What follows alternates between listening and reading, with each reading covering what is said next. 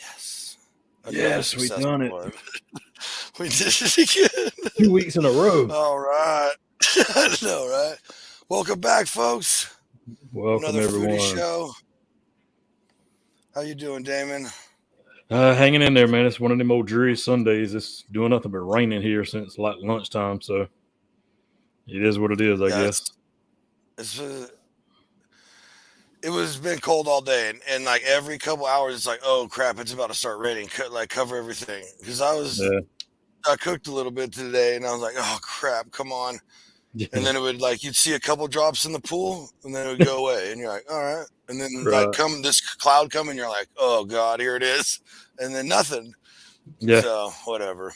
Yeah, because it was crazy. Because my mom come by and I was in there cooking on the stove. She was like, "You're cooking on the stove today?" I was like, "Yes. I don't feel like fighting outside today, so we'll be inside." So I said, "It's nothing but beef and noodles. It's okay." Yeah, I did those ribs yesterday with some of our guest seasonings. Oh yeah. That's what I use today, matter of fact. Oh, nice. We'll get to those. But really excited for this guest. Been a friend and fan for a long time. Oh, let me get this right. Yeah. Yep. There it is. I even got the merch. I love it. Totally organic how we ran into this company. We ended up getting the Sweet Heat, which is one best hot rub on the planet at the American Royal last year. Yep. Yeah, I really do have it, folks. And we all fell in love with it, man. And then it was like, well, hey, do you want to try this? And so now it's like the only seasoning I freaking buy ever. And I keep trying to turn more and more people onto it. But yeah, because I think Matt with Thick and Smoky, I think he got some after he left the show. He did. And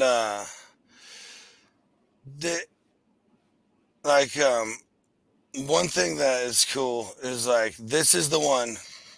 We all got hooked up with the American Royal winner, but this one right here is going to be the one that does a whole bunch of stuff for people this next year.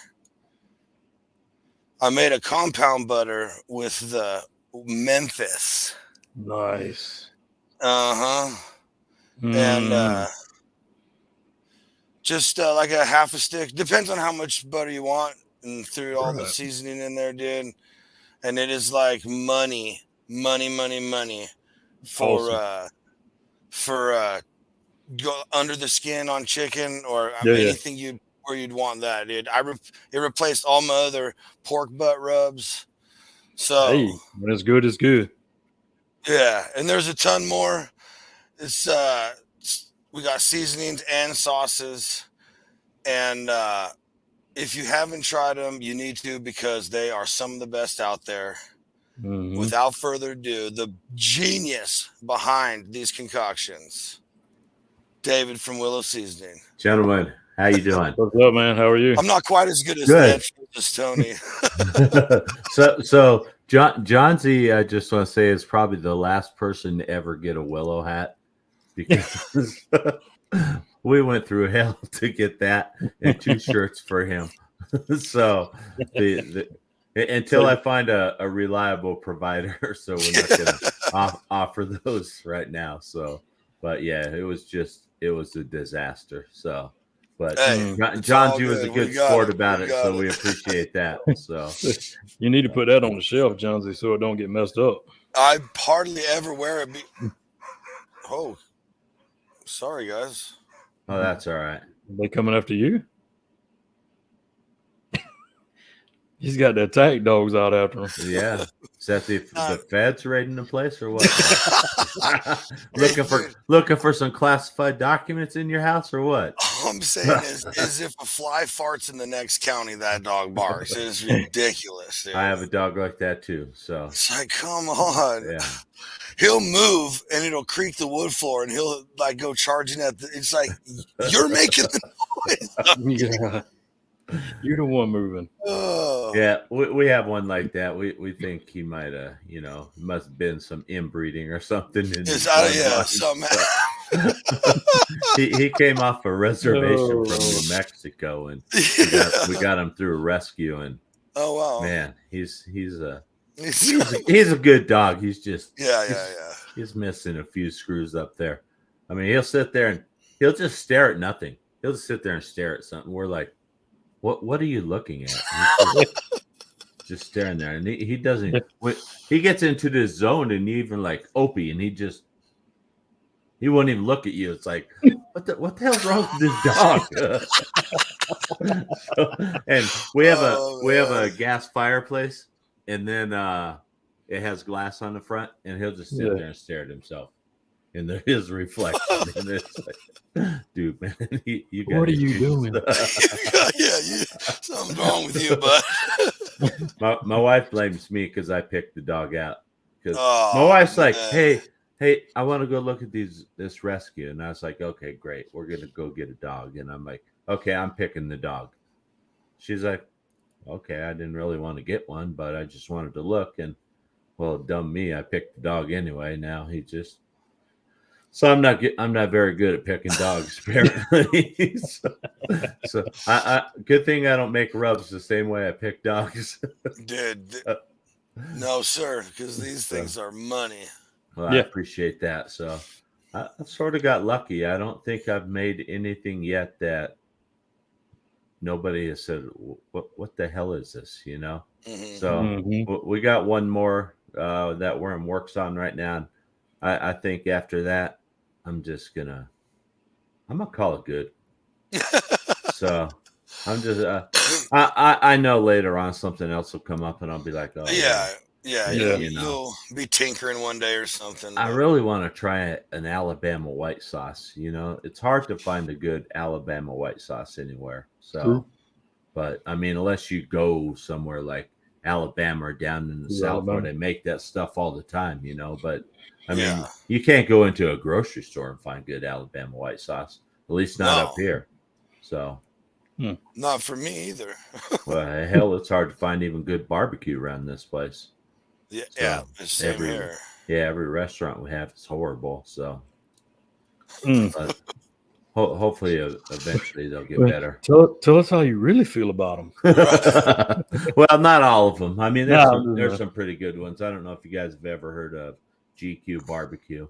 So, I have heard. We have 3 or 4 of those here in town. So those are pretty good. So, and we have Brothers Barbecue, which is you know, take it or leave it. But there's some really bad ones too.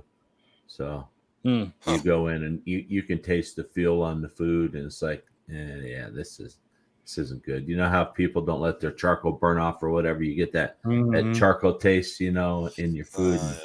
It's just like, this isn't good. So, but oh well. I make my own barbecue, so we don't go out and eat barbecue much. Yeah, that's I hardly even go eat steaks anymore. Right. Because I mean, after tasting some of the different meats, you know, that we get from these cool people we've been able to hook up with, and then how I cook my steak exactly how I want my steak to taste. Right. So then I'm just hoping that this $50 steak that I just paid for comes out near that. And I mean, don't get me wrong, they're not bad by any means, but mine are way better, in my opinion. So I just don't pay for steaks anymore. I just don't do it.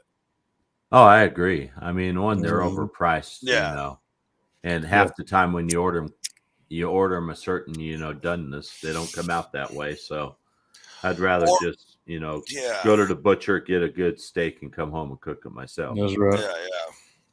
Yeah, if you want a medium rare, you come back with a well done. Yeah. It's a little off here. Yeah, so that happened. We went to this really nice steak place in town. I've been wanting to go, and Kim's like, I don't want to spend money on that kind of place, blah, blah, blah, blah. And my ribeye was good. It was good, but she orders a medium rare filet. Right. And it comes out medium, I guess you could call it medium. maybe that's what their level. It's like, dude, this thing is like. I mean, she had it pan seared, dude, and there was like a crust on it. Not a crust, a Right. crust. Like, but Yeesh. Now, how do yeah. you normally eat your steak, Johnsy? You a medium rare guy? You a rare Yeah. guy? Rare, medium rare. How about you, No, David? About medium rare. Yeah, I I'm can like do- a medium rare. My wife, she likes it more on the well done side, but yeah. usually when I grill hers, I'll pull it off a little earlier. So hopefully she's not listening, you know. And then I'm just like, I don't know why it didn't come out, you know. No, I've changed tons of people's opinion.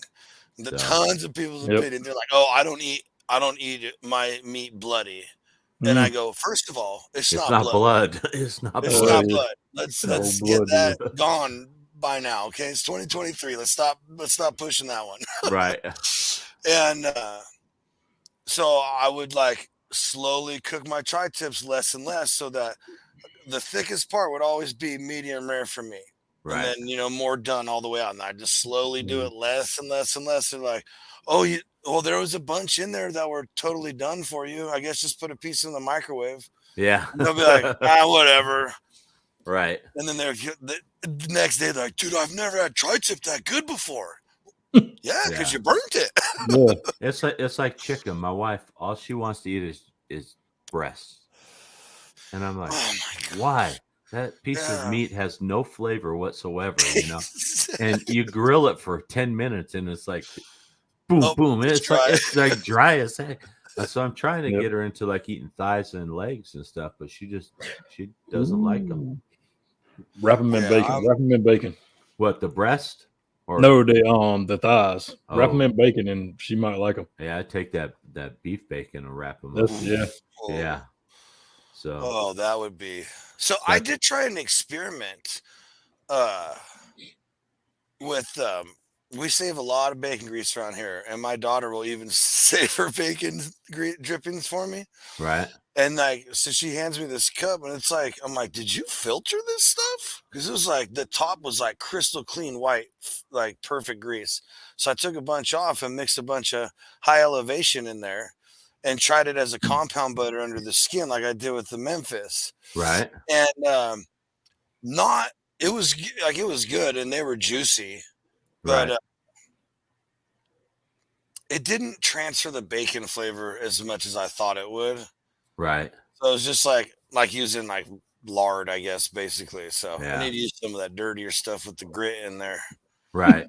Yeah. I think I'm on to something. I think I'm on to something, folks. It might be. Next thing you know, Johnson's going to be selling compound butter with Willow Seasonings in them. Hey, that might be a brilliant idea. I'll weigh 600 pounds. With some good stuff, though. Yeah, it's delicious. Doesn't matter that I have this ongoing chest pain. I haven't been able to feel my left arm for 6 years, but this butter's delicious. Man. So David, what inspired you to start making seasonings and rubs and stuff? Well, I got to a point, you go into a store and you look at this big old giant wall and you just sit there like freaking intimidated, like, Jesus, what do I pick? And, half the time you pick stuff, you take it home, it has too much salt in it, or they're just not good. And so I finally just started making my own stuff at home. I'm like, you know what? I can make stuff just as good as this, not go spend $12 on a bottle of it. So I started toying with rubs and stuff probably about maybe 10 years ago or so. Okay. And I just make them for myself. And people would always come over, they'd be like, hey man, why don't you sell these? They're really good. And I'm like, okay, you're a family or your friend, you just tell me that, So a couple years ago, somebody told me again, they're like, dude, you should be selling this stuff. This stuff's amazing. So I'm like, yeah, maybe I will. So I reached out to some people in the barbecue community to just, sort of confirm what my family and friends were telling me. You know, family and friends, sometimes they're just nice to you, you know. You can That's have right. something that tastes like total crap, you know. And so first person I sent it to, he's like, you're wasting your time. Don't sell this stuff. Yeah. This was the sweet heat rub too. So yeah, Damon. This guy also sold a barbecue rub too. So That's probably why he was telling you yeah. So their local guy here in Colorado lives probably about an hour north of where I live. He was having a steak cook-off up at his he owns a barbecue store, and he said, yeah, dude, bring some up here, I'll try it. So I got up there, and he's having I think it's either a steak or a rib competition at his store. So I tracked him down, and I said, hey man, I got something. So he came over to my truck, and I gave him a bag of it. It's like we're doing a drug deal or something, you know. It's like, good thing no cops I can mean, I don't know what that like. I've seen it in movies. So right. Yeah, I mean, I've seen it in movies and stuff, you know. Seen it on the news and stuff like that. Yeah. So but I gave it to him, and he tasted it. He said, dude, man, you need to get this stuff in as many stores as quickly as possible. I'm like, wow, okay, maybe it is good. So I sent it out to some more people, and I kept getting the same feedback. Hey, this is really good. You should probably sell this stuff. So then I, you know, decided in the middle of COVID that I'm going to start a business. Yeah. How many businesses were born during COVID? You know, probably a lot of them. So and after it came out, after I got my first batch bottled up, and he's like, yeah, I definitely want to sell this in my store. So I took it up to him and, you know, sold him some, and he put it in the store. He said, dude, you need to send this to the best rub on the planet contest. I'm like, okay. So, I mean, I still didn't think it was that good. I guess I'm my own worst critic, you know. And so I was actually ready to quit the business. And it was just slow, and things weren't going good. And this grill life, Tony, I mean, I owe this guy a lot, because I was ready to quit, and I seen Tony posted this post about he had a video about chicken wings or something, and I just commented in this thing. I said, dude, you get this sweet heat and this sweet smoke, and you combine them and you put them on those wings. I said, it's going to take it to a whole new level. And Tony said, challenge accepted, and ordered some and did it. And he really liked them, you know, and then just started, you know, pumping our product on Twitter. So we just started to grow that way. And then I ran into the guys at the Dude Network, and then these guys just elevated it even that much further. So a couple groups I owe a lot to. But like I said, I was ready to stop, and my wife said, you know what, just give it one more year. And she's like, please send those rubs into the barbecue contest. So, and I didn't want to spend the $60 MVP, you know. Just like dragging my feet, because I don't want to spend $60. And so she kept nagging at me, you know. And finally, I'm like, fine. I sent them off, you know. So May 20th is when the results came out. And I was just sitting at my computer, and I saw an email pop up and said the results, you know, are attached. And so I opened it up, and I opened up the overall. And first place overall was Butcher Barbecue for their honey rub. And so and then I looked down, and I saw Willow Seasonings as 2, and I'm like, what? So I'm like, dude, rubbing my eyes, you know, double check, make sure I'm reading this right, you know. Pinch myself. Yeah. So then I looked, I'm like, well, if I'm number 2, because mine was in the hot category, I'm like, maybe I got first in hot category. So I went back and checked, and there it is right there, the sweet heat. I went back and checked, and his was in the mild category. So I'm like, holy crap, man, I actually won. So Yeah. I mean, I was hoping, yeah, maybe I'll get like a top 25 or something, you know, because Mm-hmm. there's probably close to 300 entries in the contest. So That's and awesome. I sent Sweet Smoke into, and that didn't, fare as well. I think it finished 46th in the mile category. Really? So, yeah. Still ain't bad. Oh, okay. So I still think it's Yeah, it's still incredible. underrated. It's still good No, numbers. dude. Yeah, hundreds. I read somewhere it's like 2,600 rubs get entered into that sometimes. Like an Well, insane last year, and I amount. don't know if it's because of COVID and all that stuff, but they only had like, I can't remember a total number. So, but I mean, Still, out of still, hundreds, yeah, yeah, that's still 40 is good not to bad win at that. all. So Yeah. this year, I think. Well, I'm gonna send Sweet Heat in again, but I'm gonna send Memphis because somebody keeps telling me that Memphis will win this year. So I'm gonna see how good of a fortune teller Tony is. And then they also have the a sauce contest. The American Royal does too. So I'll send in both the sauces and just to see how they place and stuff. So now you didn't have any of these. no. Yeah. So when I first sent in Sweet Heat and Sweet Smoke were my, well, we had just come out with Feisty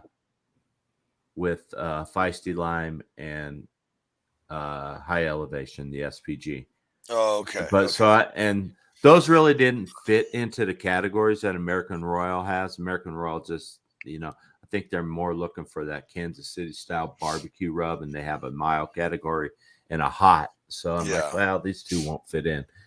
And actually, Feisty Lime, when it first came out, it was a fajita seasoning, and that's how we had it labeled. Yeah, which is a shame because this stuff is incredible. So, and I think that hurt us at first because we called it a fajita seasoning, and because that's how it started. One day we were making fajitas, and my wife's like, "Oh shit, we don't have any fajita seasoning."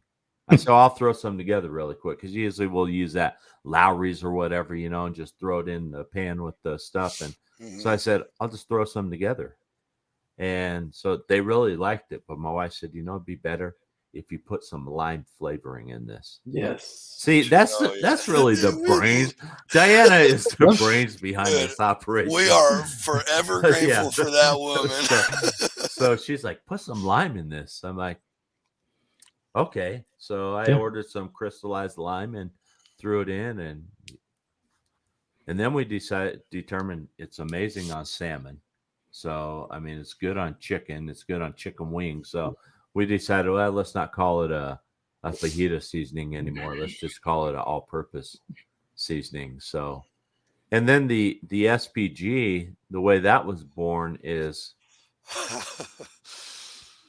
so everyone, Texas thinks they're the greatest barbecue people in the world, and hopefully Nambri's not watching this. So, but and I mean that's sort of a staple down there: salt, pepper, and garlic. Right. So, and I said, well, I want to change this up a little bit. So we added some coffee into it, and we added some chipotle powder, to just take it away from being just a normal salt, pepper, and garlic. So at first I thought I had one more bottle, and I just saw this, and I'm like, I'm ordering some tomorrow. That shows you how good it is. So, but I go through that stuff for time. I go through that like crazy now because I use it as the base for everything, because that salt really gets in there and works that meat for you, Yep. But so at first I was gonna call it not your. I really wanted to make it as a slap to Texas barbecue's face, just because how great they think they are at everything. So, and and thank you very much. But I was going to call it not your daddy's SPG or something like that. Or I wanted to I was trying to actually play with the name to sort of take a jab at Texas, but my wife said that probably wouldn't be a good idea. So see, again, she's the brains behind the operation. So she keeps it all going for you. Yeah. And then the Memphis came along because some guy back in Ohio reached out to me, and he is originally from Memphis, and he used to be a competition cook, and he was a blues musician. And he said he lived up in Ohio now, and he has a food truck. He's like, I don't have time to develop my own rub. He's like, would you make one for me? So me and him sort of, collaborated together and came up with this. And then the guy just sort of fell off the face of the earth. And I'm like, well, shit, maybe I'll bottle this stuff and sell it. So, but yeah, that one there, between that and the SPG, those are probably my two favorite products now. So I'm not trying to, discount Sweet Heat because I still love Sweet Heat. Oh, yeah. But I think Memphis is just a level above Sweet Heat, in my opinion. Yeah. So. Oh, man, I don't know. So how it is for me now, because my first love was Sweet Heat. Right. And sometimes you got to let that first love go, Johnsy. You can't carry her with you your whole life. Oh, dude, listen to me. I don't know, because I had tried everything, and then like Tony kept going on and on about the Memphis, and he's like, I'll literally just put some in my hand and like eat it, and I'm like, man, I remember it being good, but I don't remember it like that. And I remember using it again, and then using it again, and then I was like, I remember doing a pork butt with it the first time because I had this 2-rub combo for my pork butts, and that's just like what I love. Mm-hmm. And I did a Memphis pork butt, and I have a 1-rub pork butt now. Well, I'm glad to hear that. So it's I can't help it. It's that good. They're that good. Yeah, these rubs are that good, people. Yeah. Grubbs says he's using it in Australia. Grubbs is taking, I think, some high elevation and some Sweet Heat, I believe, is what Grubbs is taking to Australia. So yeah, let's do a little comment recap real quick. We had Wishing Well Barbecue. What's up? How you doing, buddy? Tony said, hey, fellas. What's up, Tony? Ricky Morris. Oh, I guess you're the only cool one for him. Yeah. Carolina's in the house. James. Yep. Grubb says hi. Oh, and our good buddy, which we already know, T. Carmack's in the house. Welcome back. Yes, sir. Thanks for coming back. It's always good when viewers come back, right? Oh yeah. And hey, there he is, Massel. What's up, fellas? I was about to say I saw him in here. Oh, Willow would be a great podcast host. Well, that's surprising. I used to do a sports podcast. Yeah. Used to do here at the Rocky Mountain Sports Network here in Colorado. And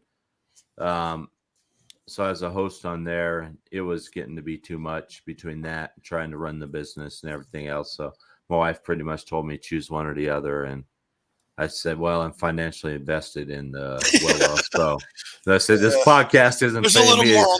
It's not paying me a damn dime. So, but I mean, I miss it. I miss talking sports. I love sports, especially football. Yeah, we had a good time during the fantasy talking crap. It was. That whole fantasy thing, Johnsy, you really messed me up, man. Oh, dude.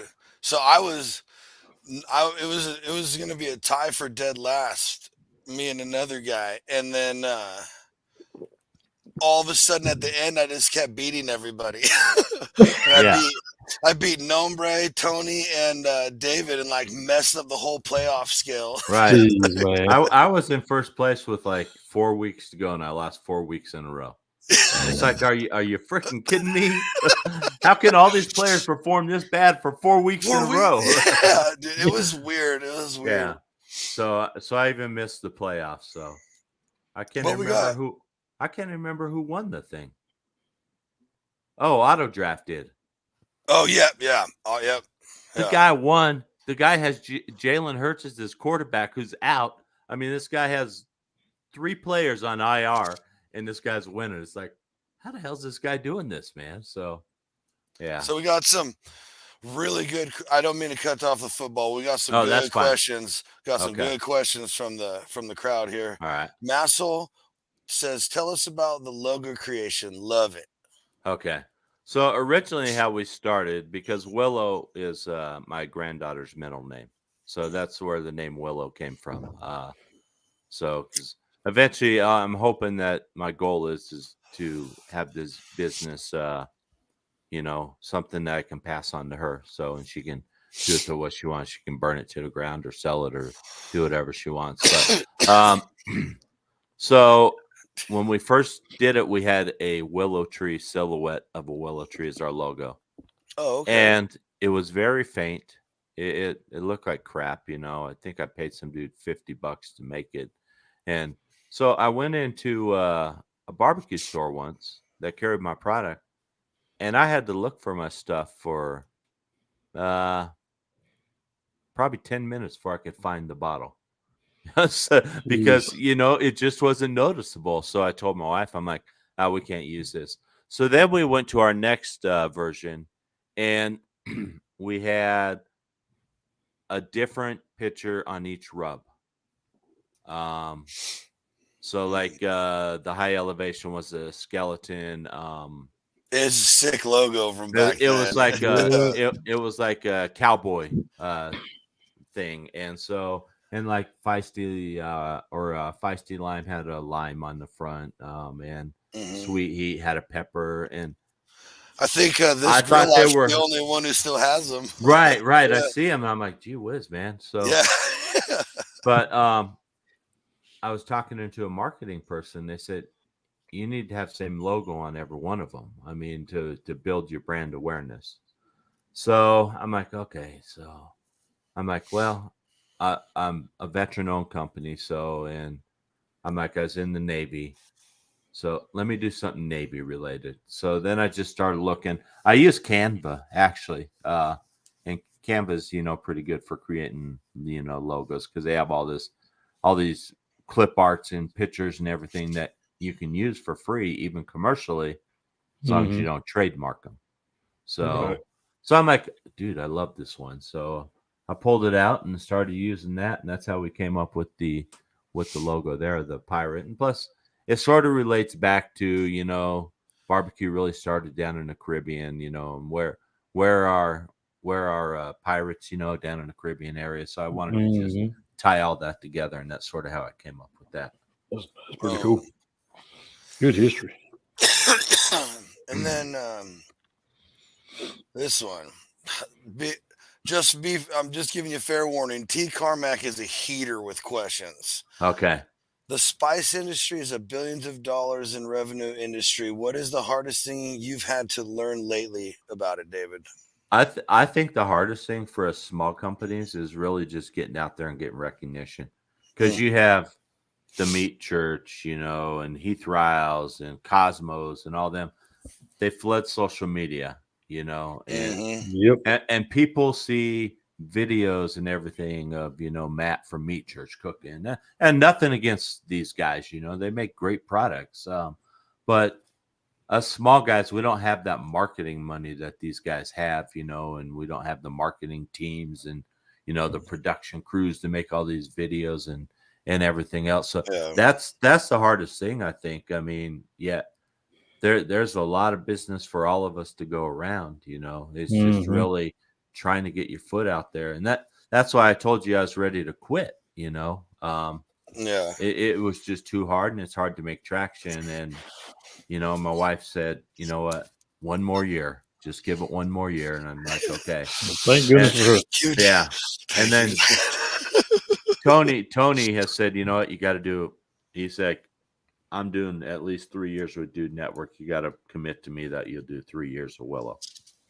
So I'm all in now. I mean, I'm pretty much, it's we'll either start to thrive or we'll start to fail. But that's what I need to start taking up on now. On the second is my marketing and really just getting our brand out there. And guys like you are awesome. I mean, putting videos out there using our product and stuff like that. So is awesome, and that helps us. But people like to see videos and and they like to see the product being used, and that's what I need to get better at, because I'm horrible. I go out there and cook and I'm like, shit, I forgot to film this or whatever. And it's like, So I got to get better at that. So that's my goal for this year, is to increase our marketing and get better at that.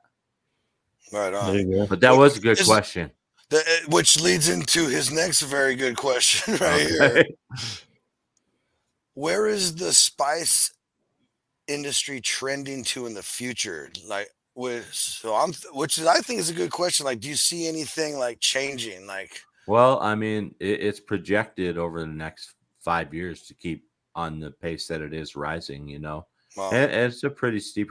A lot of people are like, starting to get into, outdoor cooking. And one thing about our seasonings is they're not just for outdoor cooking. They're not just go out to the grill. No. I mean, Nope. it's like we make salmon with ours and we cook it in our air fryer, or we did some in the oven the other day. And I mean, the feisty lime is just great on it. So, I but season mashed potatoes and all kinds right. of just random stuff with high elevation. Well, Mhm. and I think too, with the way our economy is going, is people are going to have to stop eating out as much as they do.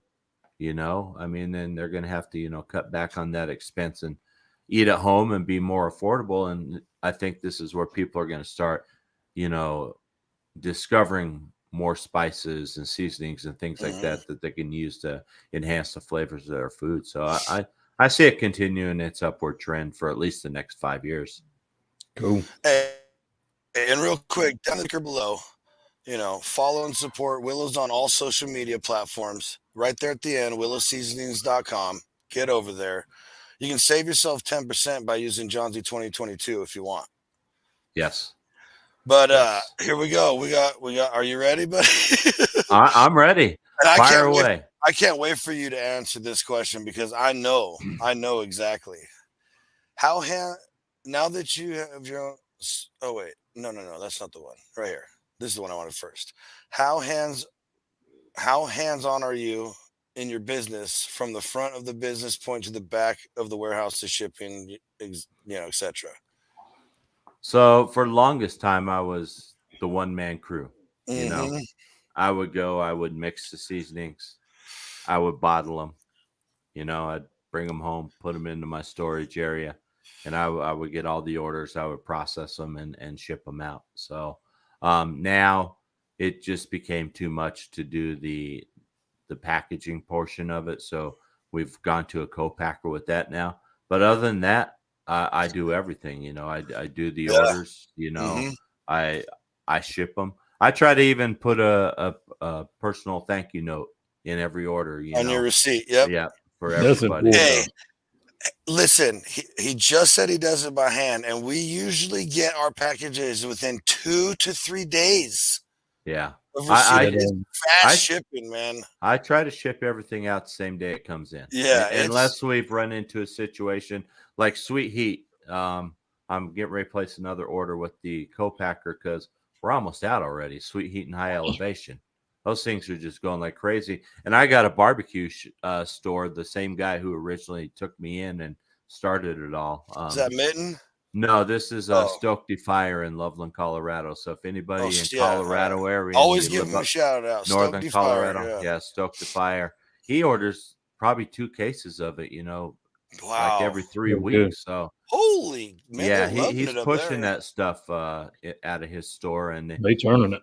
yeah, and I got a couple other stores that are really starting to push our product too. So, and I think that's a huge thing, is getting it into the stores, and then those stores they find that they use it and they start pushing it for you. So that's right, which is good. So I'm hoping that retail is gonna, take over for, most of my business instead of online sales. I still want to do online sales, but I would rather us be in more shops where everybody could go and just go down to that store and pick it up and not pay the shipping.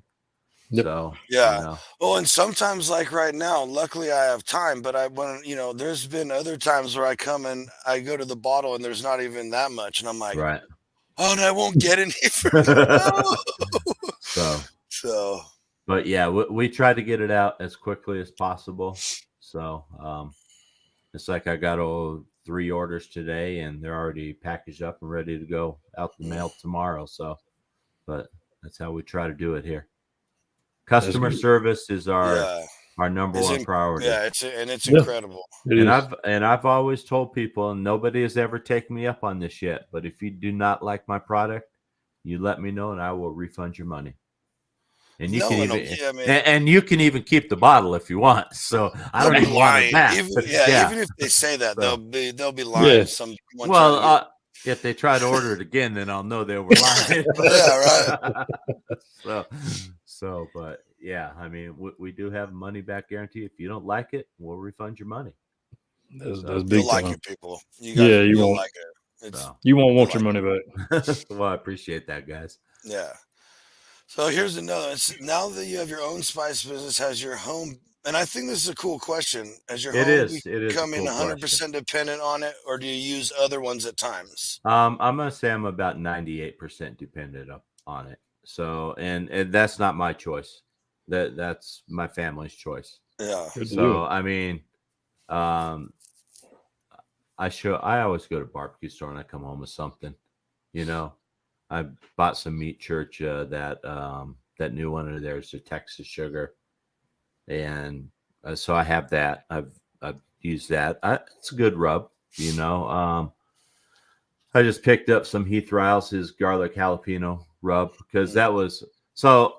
I'm getting into competition barbecue, and so cool. We were going to talk about this. Oh, okay. Well, so, but anyway, I picked Heath Riles was his garlic jalapeno was recommended to me for a base on rubs, so I got that, you know, and tried it out, and we can talk about the results of my taste test here in a little bit when we talk about the competition. No, go ahead. So, okay. I was going to bring this up because. Okay. We talked about it. Yeah, I decided that I want to try my game at competition barbecue. So I decided I'm going to start small. I'm just going to do it's a non-KCBS.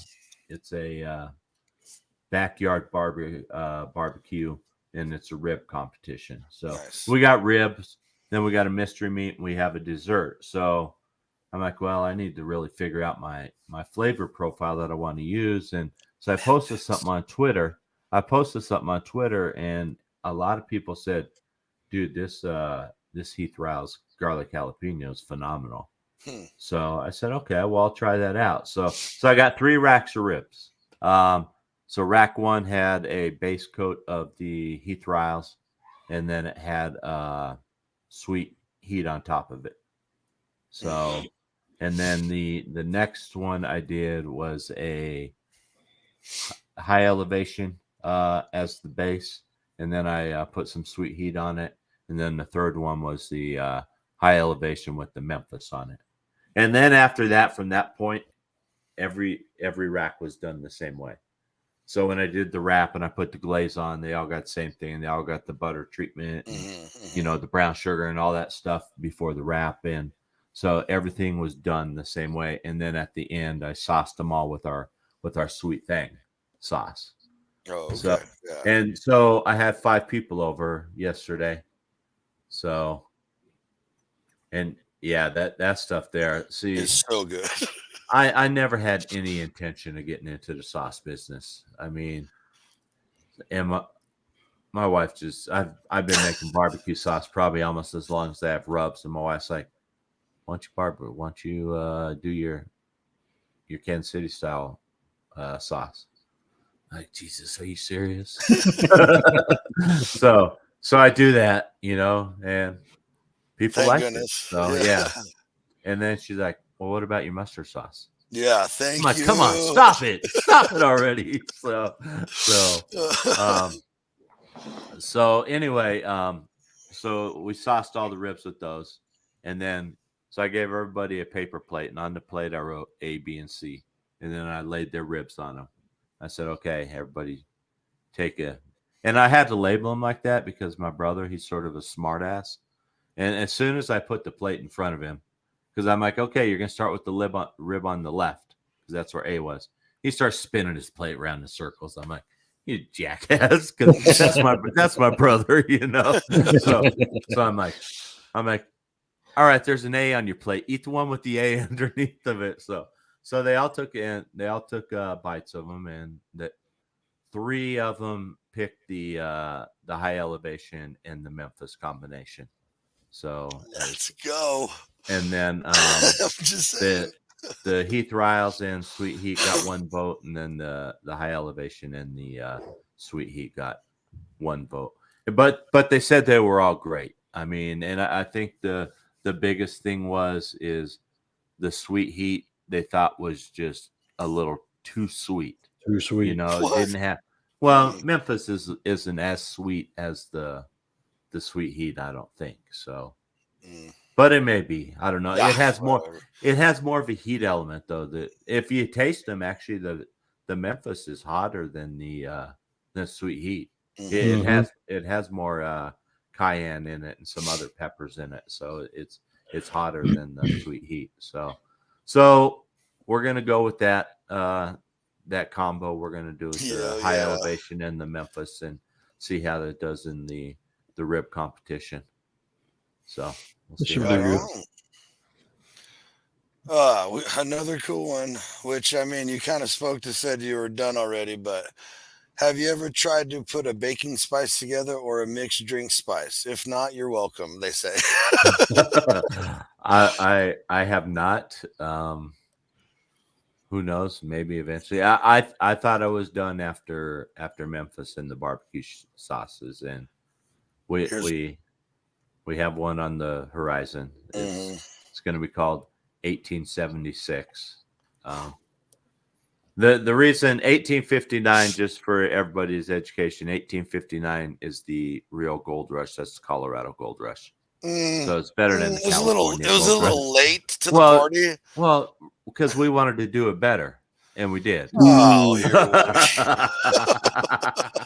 no, I'm just kidding, John. I love it. I love it. That's how it came up, because it's a goldish colored sauce, you know. So I'm like, I want to do something with the Gold Rush, and I just went with the 1859 for the year it started. So then 1876 is the year that Colorado was admitted as the 38th state of the United States. So we decided to go with that. We actually had a vote off. Johnsy was involved in it, and What'd you pick? We had Centennial. We had Centennial Citrus. We had Colorado Citrus. We had 1876 and one other. So, but most people. I think I liked the Colorado one or something. Or the Centennial Citrus or something. I can't remember. So it's got me to thinking. I'll ask you guys this: if it'd be a smart marketing ploy. Oh boy! To just rename everything, or should I leave them with the names they have? Would that throw people off? I don't think you can rename Sweet Heat. No. So not after winning. Yeah, that's true. So I'm looking now. I wouldn't. So, but I think going forward, going forward, anything we release will be, the name will probably be Colorado related.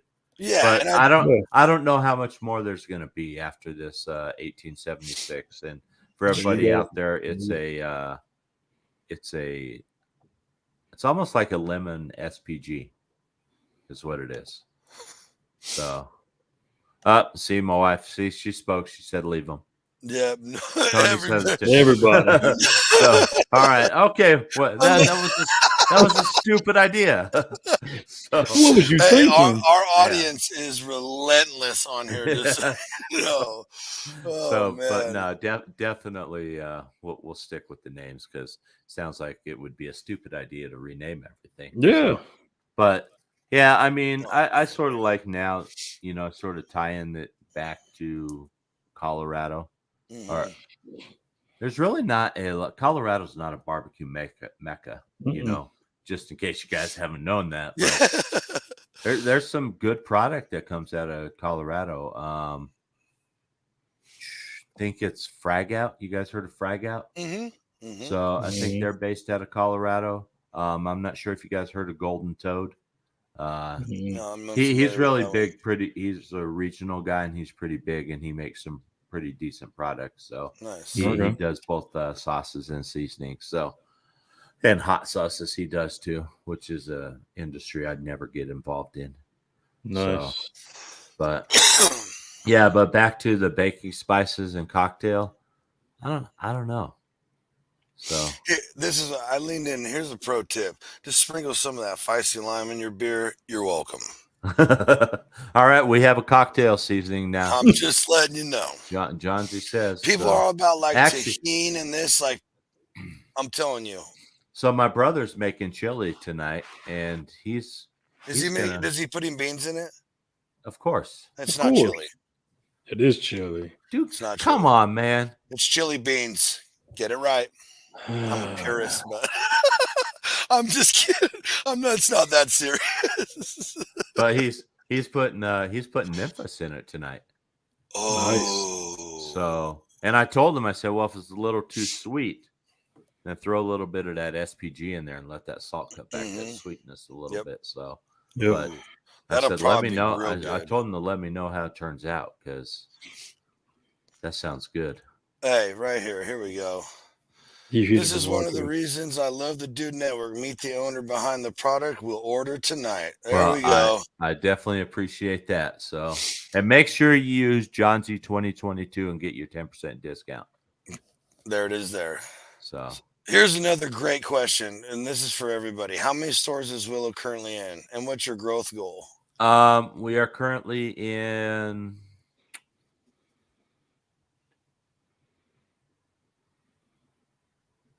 7 stores here in Colorado. 8 stores in Colorado. We're in 2 stores in Illinois, and then 1 store in Michigan. So we're in a total of 11 stores right now. I'm trying for 2 here. I just could never get them. I would love to maybe hit at least 25 stores by the end of 2023. And we're going to be a lot more aggressive this year. I mean, I actually, when I did my co-packer, I got sample packs of all of our seasonings. So that way I can mail them out or just walk into the store and hand them to them. So, excuse me. And so hopefully, I really want to start focusing on the Colorado. I'm going to get a map and I'm going to find every barbecue store in Colorado that I can and hopefully hit them all and see how many I can get into. So, yeah. Hopefully we grow. That's our goal. I mean, the goal is, like I said earlier, I want to be in the stores where it's convenient for you guys to go get the product, where you don't have to go online, order it. I need some SPG. I'm almost out.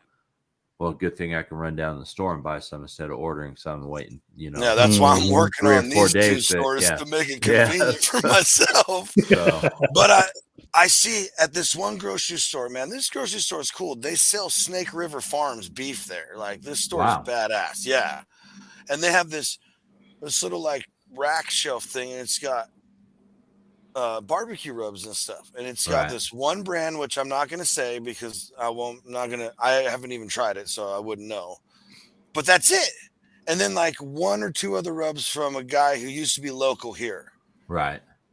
And I'm like, dude, I just look at it all the time, and I'm like, it needs to be there because I know that, number one, they're not flashy like this. They're all like the same, like standard looking labels. So right. Well, and if you want to try to get us into a store and you need sample packs, just let us know. I'll send them out to whoever needs them, and then that way they could take them to stores because people are going to like it better if they can, taste it and cook with it instead of, well, yeah, that sounds great, but what's it taste like, So, I can't take your word for it. So, right, I mean, I want people to be able to cook with it and experience themselves before they, make a commitment to carrying our products. So, hey, right here, right there. You go.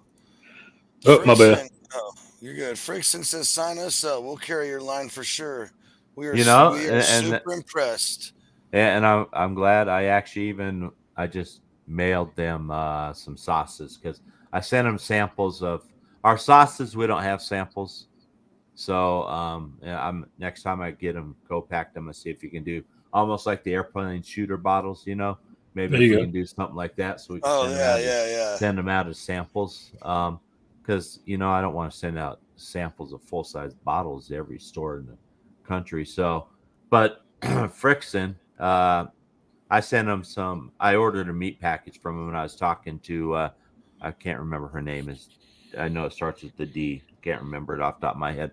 But anyway, she's the wife, Andy's wife, and I sent them some sample packets because I ordered a meat box from them, and just to say, my wife, I haven't had it, so because of my surgery, their box of meat showed up at my house the day that I was starting my liquid diet. No. So I haven't had any of it yet. That is not right. My wife, she had a ribeye the other day that was coated in the 1876 rub, and then she used the beef bacon in the baked beans that Johnsy wants me to send him some of. So so I'm waiting until I can try this meat, but my wife says it's amazing. So I sent them out that, and in their box I put in our thing. I said, hey, if you guys want to carry our product in your store, here's our pricing information. So hopefully, yeah. I mean, it'd be great to partner up with Frickson Farms and offer their customers some of our product. That's awesome. So, but we are definitely trying to get in as many stores as we possibly can. So I know Mitten Barbecue in Michigan that they carry our stuff, and I think they're looking at maybe adding a new location soon. So hopefully that'll be another store we get into as well. So excellent. Yeah. So well, here's a cheerleader for you, doing a great job putting Colorado on the BBQ Mac. I'm trying to do the same for PA BBQ David. I thought we were getting the inside of who T. Carmack was. They were Pennsylvania barbecue. Yeah. So. Yeah. I misread it. So, well, good luck in the endeavors. I mean, there's a lot of people in the industry. There are a lot of rubs out there. So, and make sure you pick one that's gonna stand behind their product and offer you a money back guarantee if you don't like it. So here, let's just take a little peek. Here is actually Sweet Heat and Memphis side by side on some ribs. Oh, these ones you just did, Johnsy? Yeah. See, I love the color that Memphis gives. Unbelievable. Yeah, that thing gives dark red, deep color. The ones I did yesterday. So I had 3 racks and on my grill. I could only fit 2 of them that far away from the firebox, so they wouldn't. And then the smallest of the racks, of course, ended up closest to the firebox. And I mean, it wasn't burnt or anything, but it's a little. The color of the rub it just seemed a little darker than I would have wanted it. So, but yeah, I mean it does. We all know how he feels about it. Yeah, I know Tony loves that stuff. So, but yeah, it's like I said, it's become my favorite too. And one thing you brought up earlier, that they're not all just about barbecue. Like, here. This is your the 1859 mustard sauce. I made a little honey mustard sauce out of it and put it on this pork loin right here. Sorry, the color's bad. It's not an edited video, folks. Sorry. That looks pretty good though. Yeah. Oh. So. Yeah. In fact, it was. I enjoyed it more. What am I doing here? Remove. Sorry. I don't know. I enjoyed it. I enjoyed it. I thought it. I wished it was on like a smaller piece of pork. Right. Like I wish I had done something. Because it was just a hair of a taste and then pork, and I'm like, oh, it's so good. Like if I had done it on, I don't know, pork chops or something, like use it as like a topping glaze or something. My brother has replaced it on like sandwiches and stuff, so he doesn't use mustard anymore. He just uses that 1859 sauce. So I don't know. I don't know if I don't remember who I told all this to. So when I got my first bottle of it, there was no label, no nothing. I just came with the Willow sticker right on it. Right. And I had just cooked a brisket. I don't remember if I was for anything or I was like, oh, I'm going to cook a brisket. But I literally, in a week, spent a week eating brisket with that mustard sauce, like in tortillas, on sandwiches. Right. I could not stop. It's like a super rich, beefy, Yep. and that cuts right into it, and it's such a perfect blend that I just like. I probably gained 20 pounds that week. And I think that's one thing that a lot of people need to remember about barbecue. You know, so many things got tied to certain types of meat, like Mhm. mustard sauces, you know, and Carolina sauces predominantly for pork, you know, and Yep. you know, or Kansas City styles for beef and chicken or whatever. SPGs only for beef, you know, the rubs and Pulse. yeah. I mean, it's not true. I mean, step outside Mhm. of the box, you know, and experiment with these and find things that you like them on. I mean, it's like just like the salmon, the feisty lime. I was just one day, my wife's like, "Man, put that on some salmon, and see how it does." And we put it on there, and that's the only way my granddaughter will eat it now is with the Nice. feisty lime on it. So, but The first thing I tried it on was red Wagyu, American Wagyu, red whatever, something from this local butcher shop, ribeye. right, Every thought was nuts. They're like, "Why would you do that?" And I'm like, "It was phenomenal." And I recommend you put it on like tri-tips, anything like that. It goes fantastic with beef. It is so, oh my gosh. But feisty lime fajitas grilled, like flame seared. Oh, dude, yeah. flank steak and skirt steak. Oh, We almost came out with a steak rub. I was working with a guy in South Carolina. He was starting a catering business up there in the what the f, Damon? Columbia area. It was a secret. So, so this guy's up in the Columbia area, and he had taken the high elevation and he'd taken the feisty lime and he mixed them together like probably a 70-30 ratio. Hmm. And he said it was the best damn steak he'd ever had.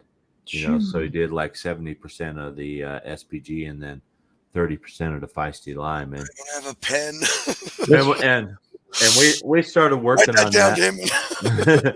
So you can clip it later, Johnson. Yeah. Oh So, yeah, yeah. but I mean, we started working on it. It just never came to fruition, you know.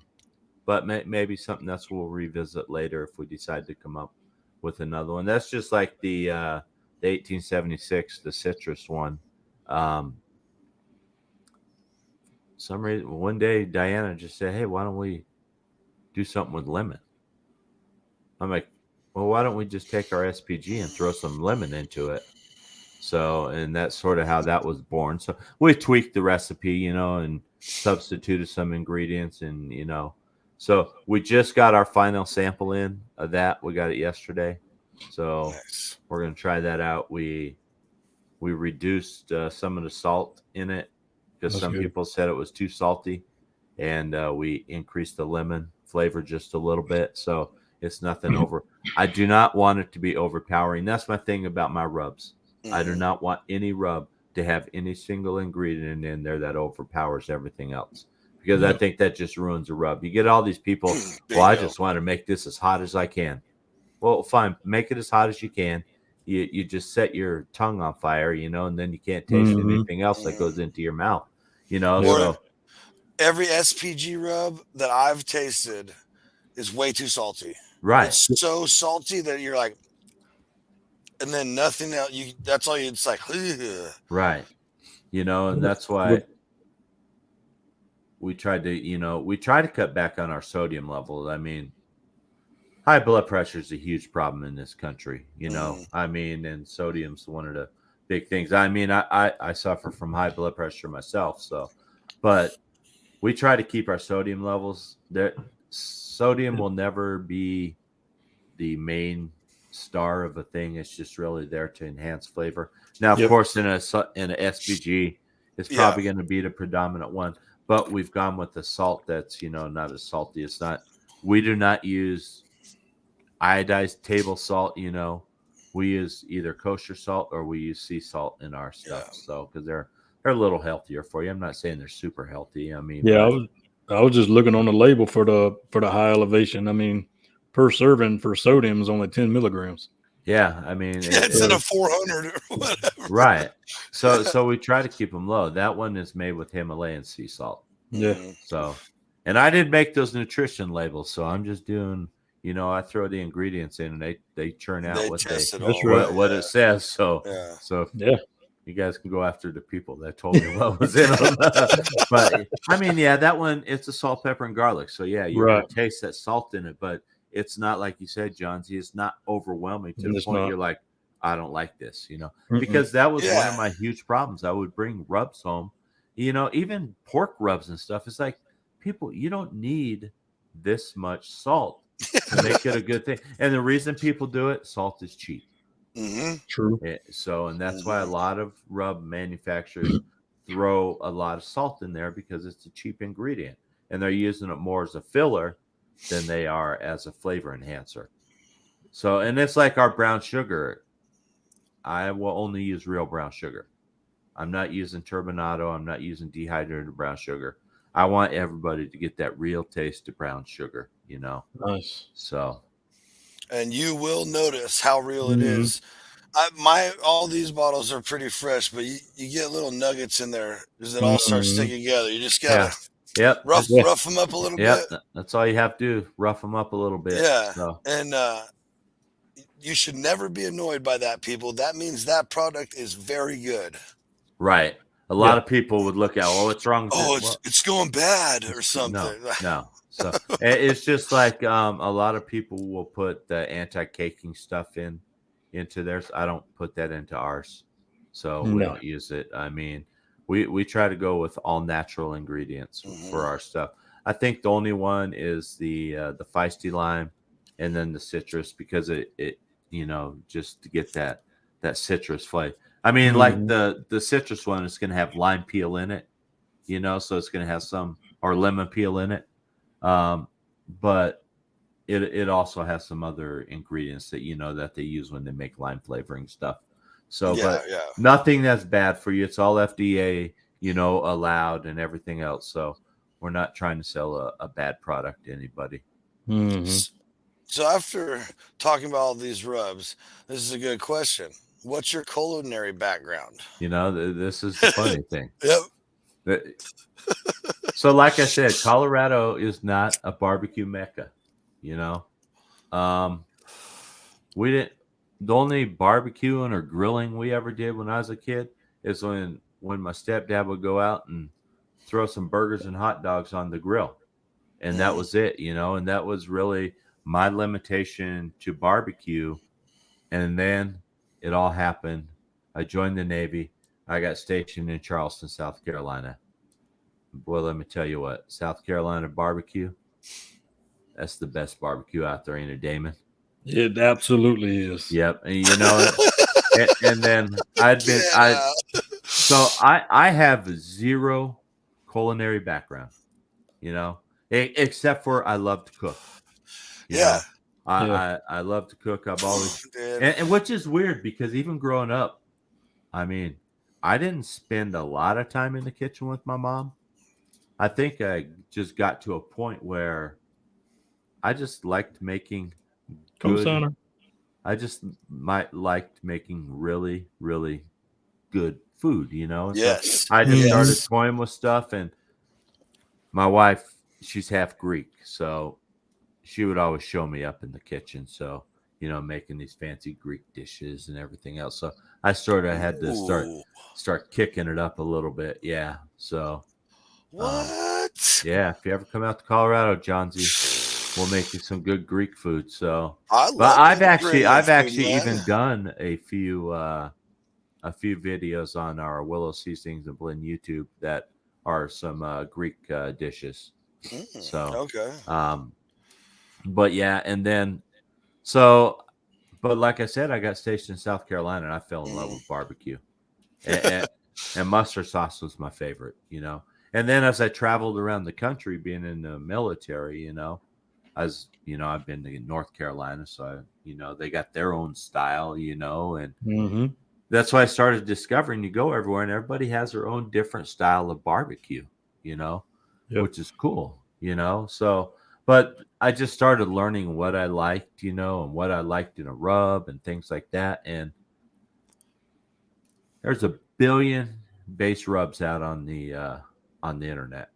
You go out there and you find a base rub and then you start tweaking it and you make it your own, Mm-hmm. and that's how you Yeah. do it. So, I mean, and that's basically how I started when I first started doing it is because I really wasn't a spice expert or anything. I'm like, oh, I know this tastes like this and this pairs good with this. And so I would go out and I would get some recipes and I would mess them. I'm like, okay, I like this.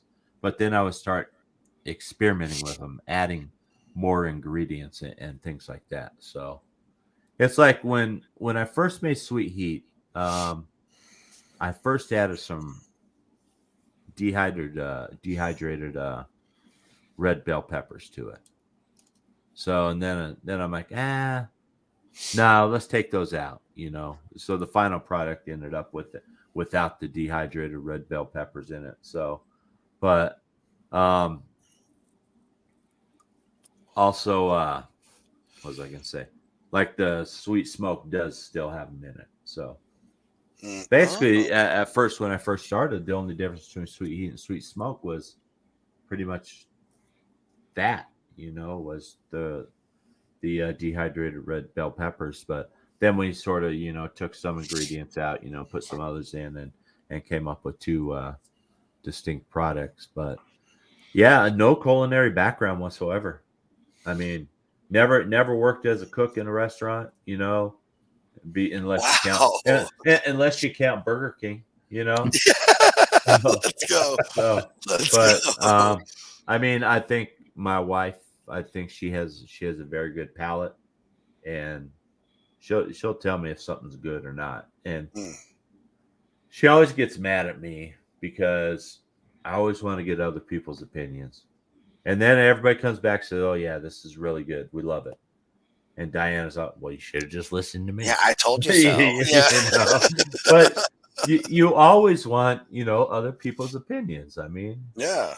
it's like my wife still tells me I'm attracted. No, I'm not. Come on, don't tell me that. Don't lie Just about that. biased. Well, I So think that's part of like some of the reason why, like, or like for me, let me speak for myself. Why I started my barbecue page, like, yeah, people are grateful for the food, but it's like, man, dude, like, do you know what I created? You know how hard I worked? I right, was out by that smoker all night. You remember that? right. Mm. And then So so I posted a picture and like, oh, all these people liked it. And they're like, oh man, how long did it take? And you're like, I found my people. You know? right, yeah. I found my true calling. It's just like me and my wife were actually talking yesterday when we were out, and see, I do contracting for a living. That's my real job. Is I work for a government and I do contracting for them. And but I told my wife, I said, I wish I would have started this 20 years ago. I mean, Mm. especially yesterday after everybody was talking about those ribs, they're like, these things are phenomenal. And every time people come over my house and they're like, dude, why don't you have a restaurant or something? So Yeah. it's like, well, I'm going on 60 years old now. I don't want to start a restaurant at this age, But I mean, and I told my wife, I said, I wish I would have started this 20 years ago. She's like, because this is your true passion. This is what you love doing. So, but I just got into the game a little late, but Hey, we're trying happens to to the get Better there. late than never. Right. And, hey, it happens to the best of us. and I just tell people if you don't have culinary background, but you want to cook, there's plenty of places, You Mm. got Twitter that there's a lot of videos out there. You got YouTube that has a whole bunch of instructional videos. You got people like the Dude Network that these guys are amazing. You ask them questions and that they'll give you answers, on hey, how you do this, how do you do that? Because I am in no way a barbecue expert, not even close, Me So, either. so, Me either. but and that's the thing. Everybody just talk, share ideas and stuff like that, and come up with some good stuff. That's one of the biggest reasons we actually started the show, like, and like, or how we were going to do the show is just talk to everybody, Right. all these different creators, all the people we are involved with all the time, because I'm just a regular guy. You're just a Mhm. regular guy. Damon's just a regular guy. And Right. but yeah, we love to cook and we do some cool stuff, you know. Right. And like I got a buddy, he's always in the comments. He watches every show. Robert, he's always saying like, "Oh, I can't cook," blah blah, all this stuff. It's like, no, no, that's not true. You Right. need to stop saying that, like Mhm. literally. And it was just showing like oh, you people, you follow all these accounts and like, oh, they must have some kind of background or some they learned this somewhere or something. No. Mhm.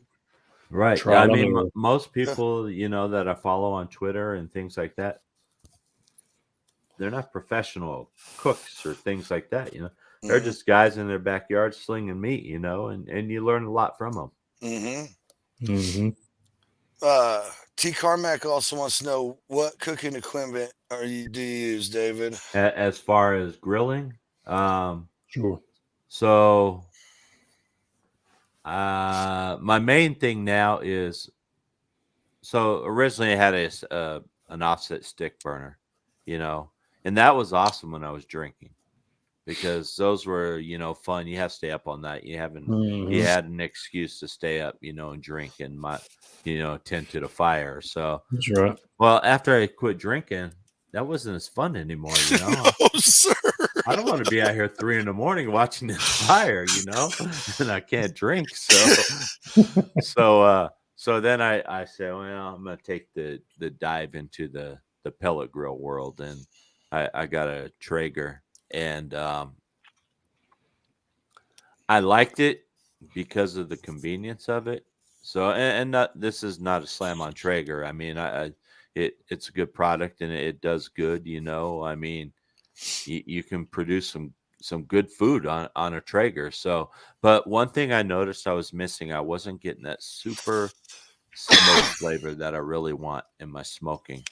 And this Yes. is that guy in South Carolina that I was telling you about earlier. He had a master built one of the gravity fed series, and Mhm. he said, dude, try this out.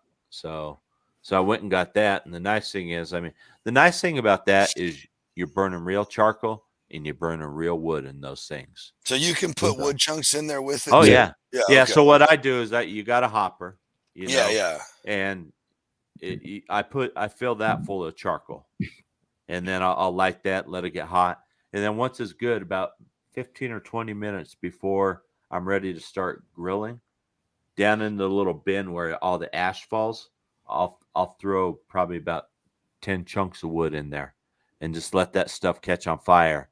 And then I wait for it to burn Huh. off, until I start getting the nice blue smoke or whatever, and do it that way. But that way you're still getting that real, what you call, True wood. yeah, that true wood flavor out of it. So, I mean, and that's why I switched over from the Traeger, because I really miss that true wood smoke flavor that you really don't get with a Traeger. I mean, you can still get a good smoke flavor with the Traeger. I just don't find it as strong. And I tried using smoke tubes and stuff like that, and hell, half the time you can't even keep those damn smoke tubes lit anyway. So I'm just like, well, so I got that master built, and I love that thing.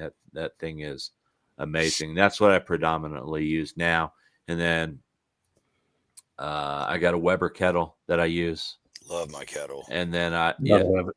I just picked up a PK grill. I saw So, that. Yeah.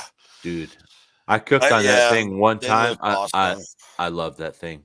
That thing is amazing. So, and the reason I wanted that, because I'm getting into competitions, because they're Mhm. made of aluminum. So Yeah. those Super those light. things will get so damn hot, Hmm. and quick. So if you're doing like a steak cook-off, and you really want that high heat to really sear those things, then that's really why I got it. But you can also use it as a smoker too. That's what I did yesterday. I actually smoked the wings on it yesterday. Yeah. Nice. But yeah, so that's what I really use. And then inside, home, we have gas, range, but they'll probably come take that from me one day. No, I'm just Yeah. kidding. So, Right, come rip it out of my house. But yeah, so that's what I use, and then I have a Blackstone too. My wife's Oh yeah, I need a My griddle. wife's a little upset with me. I have like 7 cooking apparatuses in my backyard. But dude, it's I could have worse hobbies, you know? Oh yeah, True. So yeah. Definitely true. There's a lot worse hobbies out there than smoking meat. Well, here's a really cool question, actually. Has Willow Mhm. helped influence a specific rub since your granddaughter has the company name Infusion? And does she cook with you? Um, she really hasn't helped. You know, she's 6.5 right now. So, and I do want to actually get her to start cooking with me. She actually asked me just a probably about a month ago. She's like, "Papa, next time you cook ribs, can I help you?" Well, That's Yeah. awesome. unfortunately, she wasn't here yesterday. She was Yeah. at her dad's house. But next time I do ribs and she's here, I'm gonna have her help me and have her, show her how to. I'm not gonna let her trim the meat, of course, but I'll have her put the seasonings on and things like that, and have her help me and Yeah. just show her how to Yeah, do they it got to because learn. They got to learn. yeah, they do it. I think that's becoming a lost art. I think a lot of people aren't. It's like when I grew up. I told you my grilling at my house was throwing burgers and hot dogs on the grill, and that was it. Hmm. And I didn't want to. That's nothing fun. So I think we need to get our kids involved. And teach them how. Other words, I mean, people learn when they get older and they hear all their other friends. Oh yeah, I did this on my grill last night. A grill? What's that? So, but I want her to be able to because they have these kid Q contests now at Yep. Yeah, a yeah. lot of these things. So I think Yep. that'd be cool eventually to get her entered into one of those kid Q contests. That'd be cool. So That'd be My real cousin, good. my cousin right said he said he almost burnt down company housing with a Traeger. Hey, so I have a question because you have we both have Traegers, David, but you have a different one. You have a Rectech, right? Yeah, I no, have I Red had. Tech. Oh, Yeah, Damon. you have Yeah, I Rectech. have Red Oh, Techs. okay.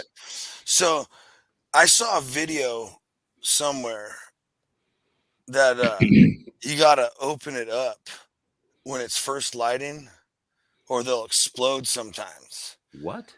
Dude, Hmm. so listen, I did tons of research, and it's only this one, like there's this it's a security video where this guy lights his pellet grill, and then Mhm.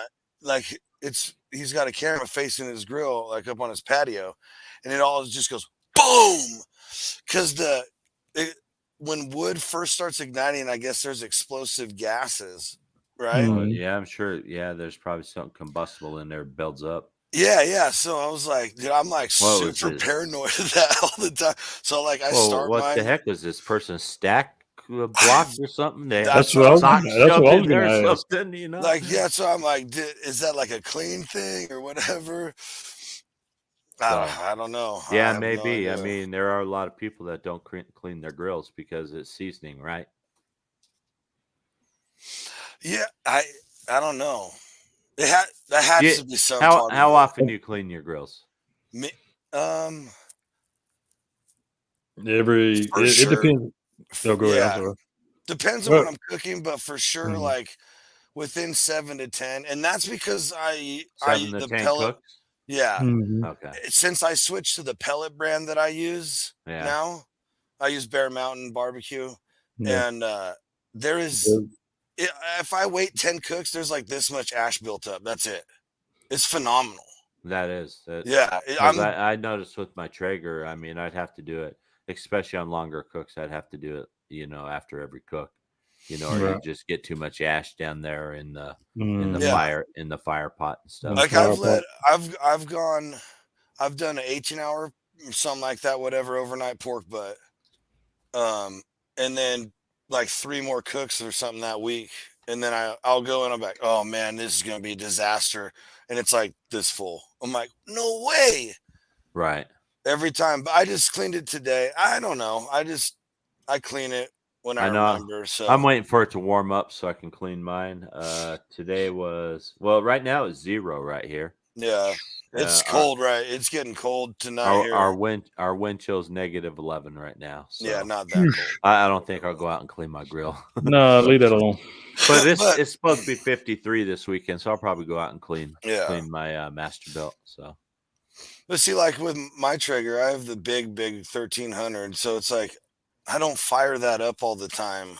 right? 'Cause it's huge, you Yep. know. Sometimes it's overkill, right? And that's why originally, I mean, I never had like a Weber or anything like that. I just pretty much had my Traeger, and then when I went to my Masterbuilt, and then I was like, if you just want to do something simple, it's sort of a waste of time, you know, to fire up the big old smoker to go out there and grill some brats or something, you know. That's why I love my Weber. Yeah, and that's why I got the Weber kettle or the PK or whatever. Yeah. Little barbecues like that are the ones.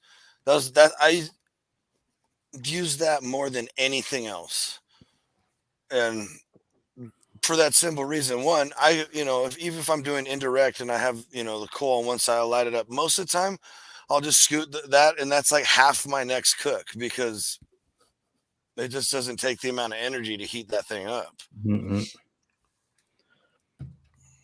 Bad news. Kansas City won. Yeah. T. Carmack posted it, but I figured you didn't want to. Yeah, I figured you didn't want to know yet.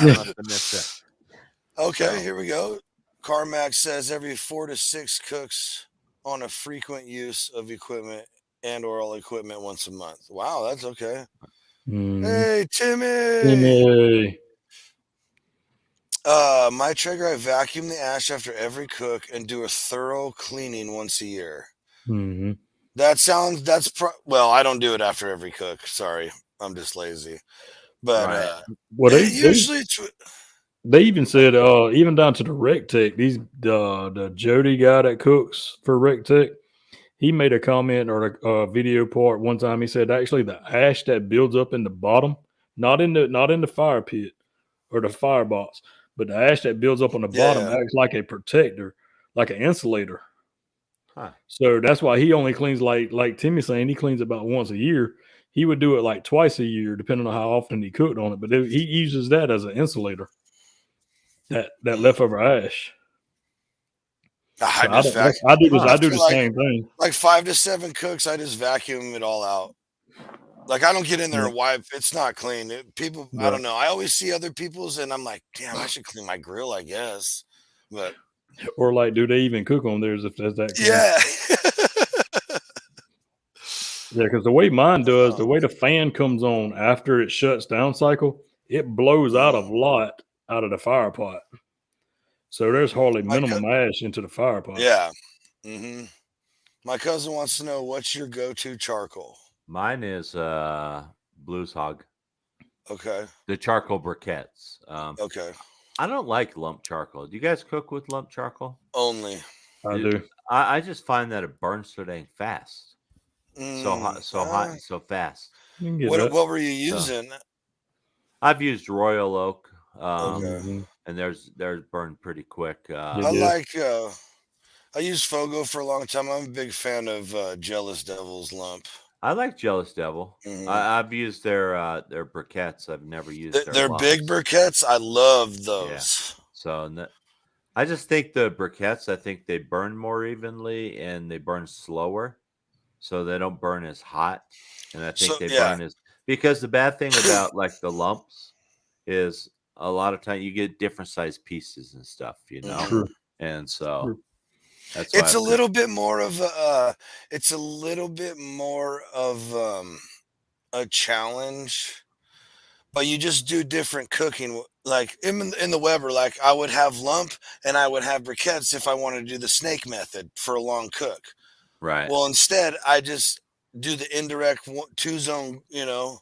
Right. And I'm too cheap so far to buy a nice setup, so I just put bricks in there, you know. Hey, if it works, right? Yeah, exactly. Why do you need to go buy $100 divider if you can buy $5 worth of bricks? Yeah. Now we know why it took so long to get sweet heat in there. Right. But no, exactly. Like the bricks have worked for so long. Why am I going to change anything? Like, right. Yep. But if it works, do it. Like instead of the snake method, which I would do with briquettes, I just like open it one time when you're going to spritz or whatever you do with your stuff. Check on it. Right. You just scoot it all over and put some more in. I'm sorry, it's an extra step for everybody, but like, no, I don't mean you. I'm talking to the trolls out there because we get to millions and millions of viewers, so they're bound to yell at me about it. Mhm. But no, it's like I know I have a pellet grill too, and I love it. I love being able to start my pork butts before I go to bed and not even have to think. I just Yeah. go to sleep, And that's how that master build is too. Yeah. As long as I make sure that charcoal hopper's full before I go to bed, it'll last through And the night. I like that. My buddy has an older one he's had for a while. I've just never used one or never been around one, but it sounds like something I could get into. But I also still enjoy managing a fire. Well, maybe Mm. Master Build will So, send you one to demo or I something. would love that. So, Because for at least I maybe for the rest of this year still, I'm not allowed to buy another grill. yeah. So I think I'm at that point now. So I can receive all the free grills. you just can't buy I one. just can't Right. purchase anymore. Yeah. Right. So anybody out there? And you cook strictly on the Rectech, Damon, or you got other? I got 2 rec techs at a kettle and a griddle. Oh, okay. Yeah, I have the griddle too. I love that thing. I got one of the Blackstone griddles. That's amazing. Do like Hey, Philly Aaron, cheeses, stuff like that. She did put the brakes on me, but to be fair, she bought me the Weber right before Christmas, and then between Christmas and New Year's, dropped like $2,300 for the Traeger. So, Yeah. yes, ma'am. Yeah. Yes, ma'am. Yeah. Yes, ma'am. So, yeah, and I think I'm set with cooking. Now what I'm buying is equipment that I need to go to a competition. yeah. I mean, it's unbelievable how much stuff. You look at these checklists, it's like, gee whiz, man. Oh, you better have a right. checklist or you're going to forget Yeah, something. she does. If I owned a barbecue store or something, I think I'd go to every competition out there. Yeah, and I'd just set up.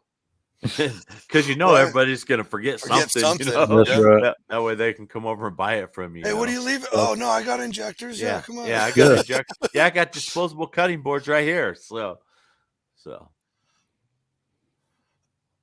Oh, man. Hey, see, there you go. Johnsy, buy Damon a grill as a B-Day gift, and maybe Damon would buy you a new grill in return. I dig it. I love it. I'm telling you. They're from another planet. They're smarter than everybody else. Oh, man. Yeah, the next thing I'm gonna do is I've got a Bayou Classic deep fryer, but it's only a 2.5 gallon. I'm actually gonna get a bigger one. Oh, okay. Just for competition wise. Yeah. Now, do you do comps? Competition, huh? Just these small in town comps. The main one I do is a chicken and chili wing competition that's downtown every year, and we do the comp and feed the public. 2,000 plus head of people. Oh wow! And last year I cooked 160 pounds of chicken wings. Oh wow! Jeez. And I do smoker fried, so I need a bigger fryer now. Yeah. So you smoke them and then you fry them? That's right. Okay. Yep. My cousin Aaron right here is asking, how do you like that? He was looking at one. The Bayou Classic? Yeah, I'm pretty sure. Amazing. Really? Amazing. Because not to get real technical, but it's got a jet burner on the back, and it's actually got a tube that actually runs inside, which is about yay far from the bottom of the grease. Oh, everything in there. Everything above that flue gets hot. Everything below the flue stays cold, less than 100 degrees. You can actually put your hands on the bottom of the fryer as it's going. Oh wow, it's weird. Because because the flame will come in the flue and go around the grease and then come back and exit out. And like I say, everything above it's hot. But so what happens is all your crumbs, seasonings, and stuff like that, it all falls to the bottom. It never burns. Oh, so wow. you can actually use your oil Dude, 4 times as long. Wow. That- Oh yeah, Yeah. that's a pretty game awesome. changer right there. Yeah. Yeah, you know what? I mean, I don't make big, huge batches like you do of wings, but usually Mhm. what I'll do is I'll smoke them first, and then I'll Yep. bring them in. I'll throw them in the air fryer and It crisp works them up. just as That good. works pretty good too. Hmm. So, but yeah, the air Yeah. fryer is pretty small though. I mean, mine I can only fit like probably 10 wings per basket. So if There you if you're doing a huge 160 pounds, you'd be there for a while. That's right. Yeah, we usually cook chicken for good 3 hours straight. Wow. Wow. So it's There's, fun though. there's nothing better than a good chicken wing either. Nope. So Carmack wants to know what KCBS comp will you be in? It I'm wasn't looking KCBS, right? well, the first one I'm doing is not it's just a backyard barbecue rib contest, but I'm looking at two that I may possibly do this year. There's one in Alamosa, Colorado in August. There's also one up in Warland, Wyoming. It's the Wyoming okay. state championship. So Oh shit. I might do that one. So I'm not sure yet. I got to decide between the two which one I want to do, because I want to do at least one this year, see how it's like, and then see if it's really something I want to get heavily involved in and do next year. Because then if I do start really doing KCBS, then we'll probably start looking for team members and stuff like that to come up. Would love to get There a you go. team and come up with a championship barbecue team for Willow. Oh, That would be that'd great. be sick. So That'd be awesome. yeah. I'm sure we all cook fish, but how much shellfish for barbecuing, grilling, and smoking do the three of you do? A lot. Not as much as I should. That's what I'll say. The only shellfish I've ever cooked on a barbecue is crab. I actually just threw them on there and heated them up, So other than that, I don't eat a lot of shellfish. But I do love fish. I mean, but shellfish, which is weird. When we lived in Louisiana, I loved crawfish, but that was back in my drinking days. So we decided this last Easter we're going to do a crawfish boil, me and my wife. There you go. Nice. For it's Mother's Day, not Easter.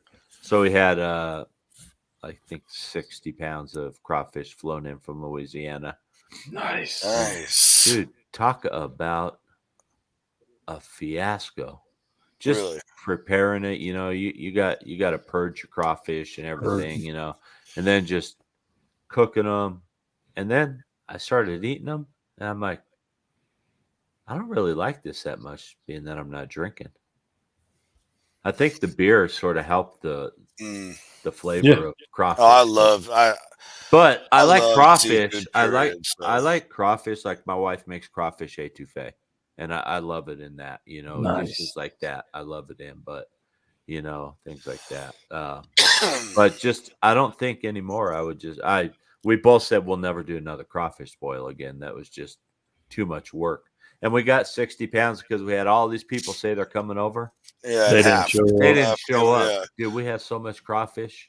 We're like, oh my goodness, this is insane. Yeah, that's too much. So hey, right here. There you go. It's absolutely worth it to do a BBQ comp. Also, if you need a KCBS East Coast team member in the future, I volunteer as tribute. okay. I will definitely look him up. So shoot me a message on social media, on Twitter or Facebook or something. And that's hilarious. So hey, well, before we go, we're getting towards the end here. I do want to show everybody some things here.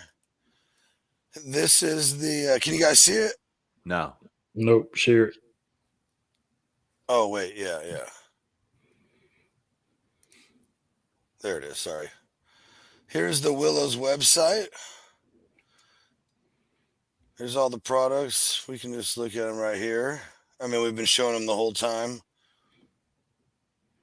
But he's even got recipes on here. We have a few. We're gonna hopefully try to start building that up, and try to do more videos and stuff on there. So, Oh, look, there's the throwback feisty yep, line. yep. Oh, throwback. So yeah, you may see some of the throwback stuff on there. That reverse sear tri-tip right there with the feisty lime and the high Oh, elevation. yes, sir. Oh my goodness, that is so good. It's a So deadly combo, that was folks. and those wild game tacos. I didn't do that. A guy I was working with named Gary Robinson did those, and I guess he did those with elk, I believe. Ooh, Said it was Nice. amazing.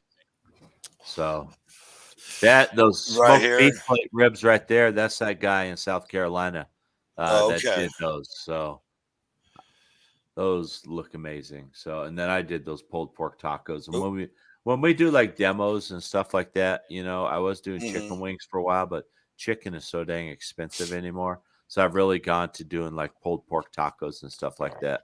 There you go. Oh, yeah. So, look.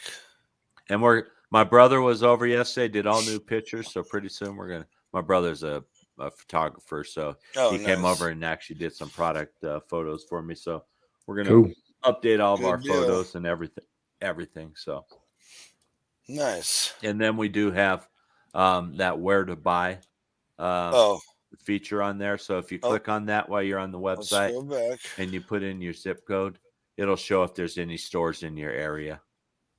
Where's that at? Where is it? There, right here.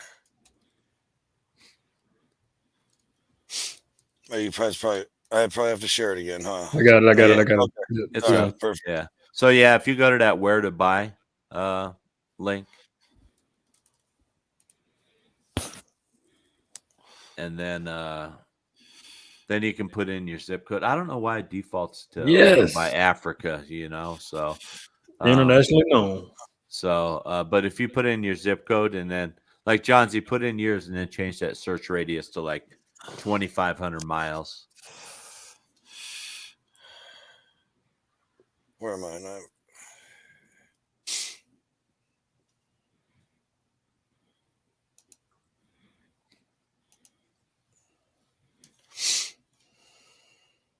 There we go. So then it'll pop up and show you where we're at. But we're That's trying. that's me. That's not available here, folks. Right. So hopefully, very soon there will be 2 blue dots. We're working on them. Hopefully, We're working on them. I'll get you some sample packs out, Johnsy, so you can take them over to them.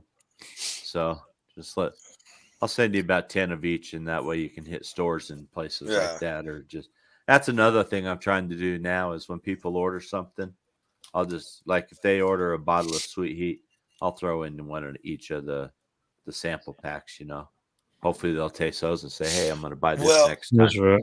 There was also a really good comment right back here. Hold on. I'm not going to be able to find it. Yes, I am right here. Yeah, I was going to say it's right. Yeah. Has Willow tried smaller bottles like spice flight travel package, like 3 or 4 spices in smaller bottles to get them to customers cheaper to try it? My aunt, when she ordered, I can't remember what I cooked. She was like, "That's it. I have to try this stuff." Right. So she bought some stuff, and she was asking the same thing for Christmas time because she wanted to buy little gift packs and send them off to people. Right. So and maybe that's what I'll do. I'll have to talk to my co-packer. I've always liked the bigger shaker bottles, but I know a lot of people like the smaller 8-ounce jars. That. Not me. I don't ever want this in a smaller bottle. Well, and I don't because I use it so much, and I Yeah. don't want. I think you get a better value with the big shaker jar, than running to the store, every week or so and picking up a $9 8-ounce bottle or whatever. So, you're more than welcome and thank you. Always got to throw that in there. Yeah, no doubt. It's probably one of the greatest honors in my life was serving the country. Yeah, I think everybody should give it a try. Hey, I went back to try. I was too old at the time. Well, that's all right. At least you tried. So, I wanted to, and I was a swimmer and played water polo, so I probably would have joined the Navy. right. And but my grandpa had been through Vietnam, and everybody was like, "Your family." I don't know. Anyway, whatever. Yeah, my Whatever. dad was actually upset when I joined the Navy. Yeah, 'Cause my grandpa my would. dad was Army, so Mm. and I'm like you, Johnny. I swam, Yeah. growing up my whole life. I competitively swam, and I'm like, Yeah. the Navy just makes the most sense. I Yeah. love the water, so Yeah. Mhm. so, but Well, you got a few things floating down here, Damon. You Oh want to yeah, share yeah, those? yeah, sure. I got some burgers we done with a high elevation.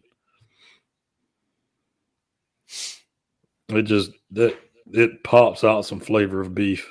oh man, Hmm. Yeah, I don't know if it's the chili blend that you have in there or that coffee you put in. I don't know I don't know what exactly that combo that makes it so Yeah, good on beef. right. It is just but insane. it's that just that subtle amount of Hmm. coffee that's there. Hmm. It's not overpowering. It's just that subtle. And when you shake it out to whatever you're cooking, you be like, oh my gosh, it smacks you in your nose for a second. But then it's like, hold on, I'm gone. I'm just in the background now.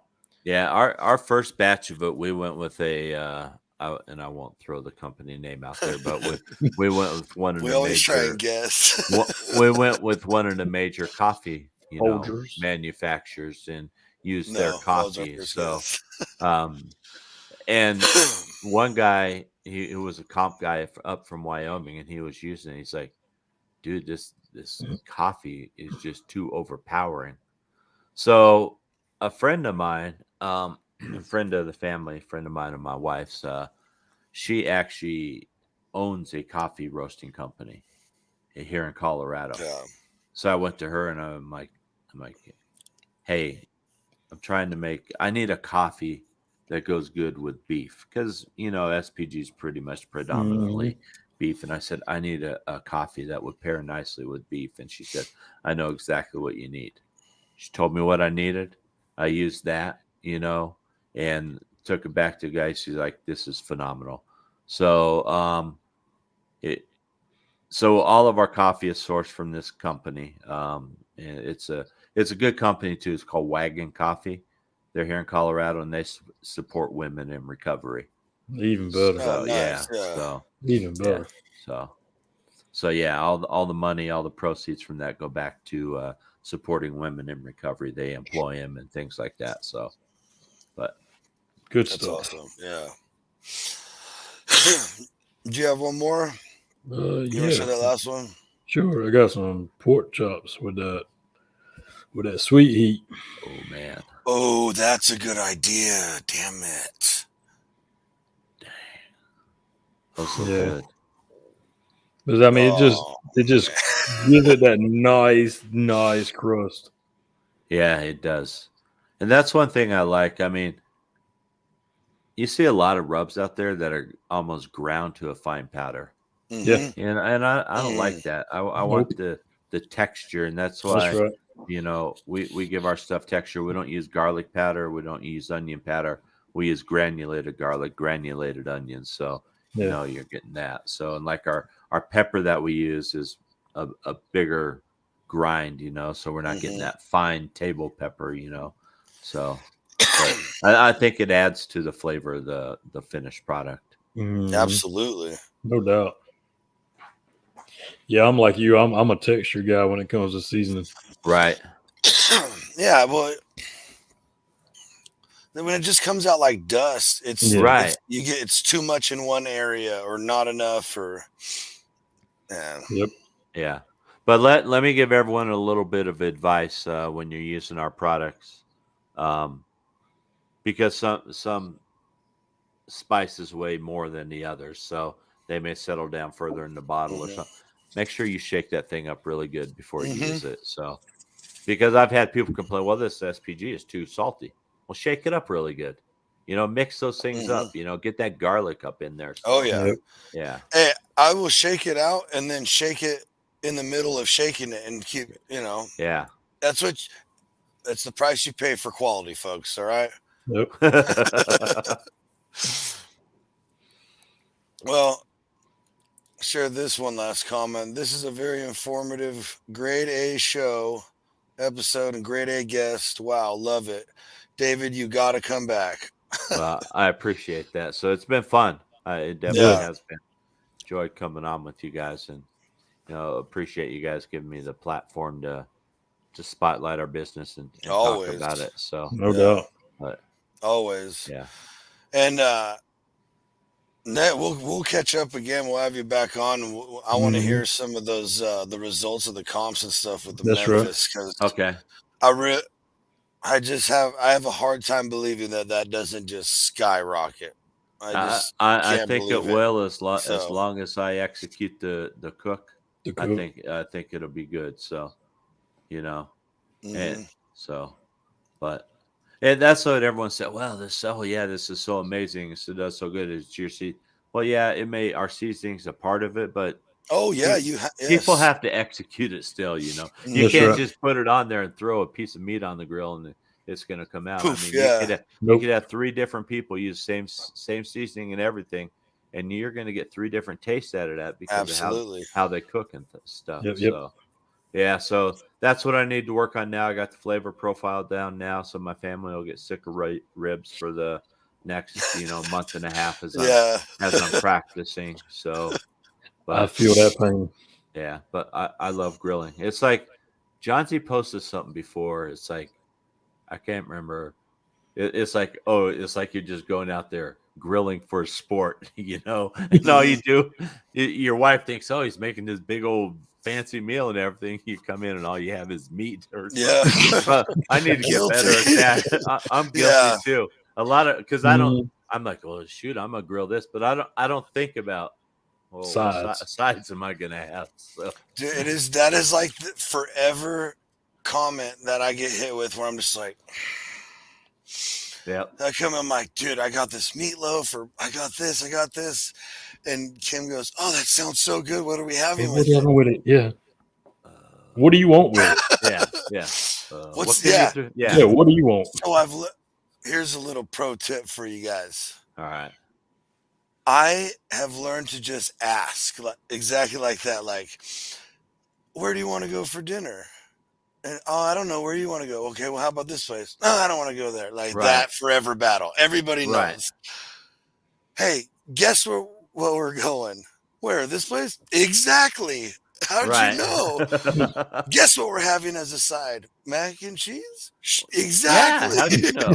Yeah, whatever. Oh, I'll tell you what. I made some smoked mac and cheese with that sweet smoke seasoning. Ooh. Talk Oh to my me. goodness, man. Talk That to me. was good. That was good. So the ribs I did, right? Yep. Just yesterday. I did one just Memphis Uh-huh. and the other one just sweet heat. Uh-huh. Nothing else. No mixtures, no bases, no nothing. And I'm a no wrap, no spritz guy and a lot of stuff. And so when they were done, I put them off, wrapped them, and let them sit in the oven. Like loose wrapped them, let them sit in the oven, just rest down. Right. But the sweet heat one, when I let it rest, not in the cook, this was never in the cook, just when it rested, I put 3 tabs of butter, a little bit of my homemade like chili powder, paprika, hot stuff I came up with, and it's just peppers blend, powdered or cut down.